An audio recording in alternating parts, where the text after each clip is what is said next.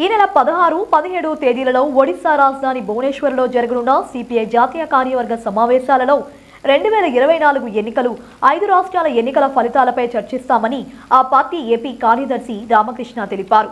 విశాఖ నగరంలో విశాఖ అనకాపల్లి జిల్లాల పార్టీ ముఖ్య నాయకుల సమావేశంలో ఆయన మాట్లాడారు. ఎన్నికల్లో 3 రాష్ట్రాలలో గెలిచిన బీజేపీ కేంద్రంలో మరోసారి అధికారంలోకి రావడానికి విశ్వ ప్రయత్నాలు చేస్తోందని, దాన్ని అడ్డుకోవాల్సిన అవసరం ఉందని పేర్కొన్నారు.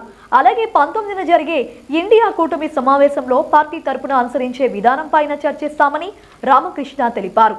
ఆ పార్టీ రాష్ట్ర సహాయ కార్యదర్శి జేవి సత్యనారాయణమూర్తి మాట్లాడుతూ 2019లోనే విశాఖకు రైల్వే జోన్ ప్రకటించిన మోదీ ప్రభుత్వం ఇప్పుడు ఏపీ ప్రభుత్వం భూములు ఇవ్వకపోవడంతోనే జోన్ ఇవ్వలేదంటూ మాట మార్చిందని ఎద్దేవా చేశారు.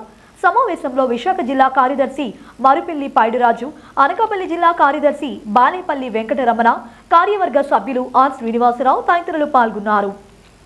ఏ రాష్ట్రంలో ఏ రకంగా వ్యవహరించాలి, దేశవ్యాప్తంగా ఎట్లా ముందుకు పోవాలనే దానిపైన రేపు ఎల్లుండి భువనేశ్వర్లో సమావేశం జరుగుతుంది. మాది జాతీయ పార్టీ కాబట్టి ఆటోమేటిక్గా జాతీయ స్థాయిలో వారు తీసుకునే నిర్ణయానికి కట్టుబడి రాష్ట్రంలో కూడా మేము వ్యవహరించడం జరుగుతుంది. కాబట్టి ఏమంటే రేపు 16, 17 తేదీల సమావేశం తర్వాత మా రాష్ట్ర పార్టీ కార్యవర్గ సమావేశం కూడా జరుగుతుంది. అప్పుడు మా జాతీయ నాయకులు కూడా హాజరవుతారు. వారి సమక్షంలో చర్చించి ఒక నిర్ణయానికి వస్తాం. అంటే ఈ స్టేట్ లో ఇండియా కూటమి అనేది లేదు, లేదనేది ఏం లేదు. అంటే సిపిఐ కాంగ్రెస్ తప్ప సిపిఐ కాంగ్రెస్ తప్ప మిగతా పార్టీలన్నీ కూడా ఇప్పుడు బీజేపీకి అంటుకునే ఉంటున్నాయి.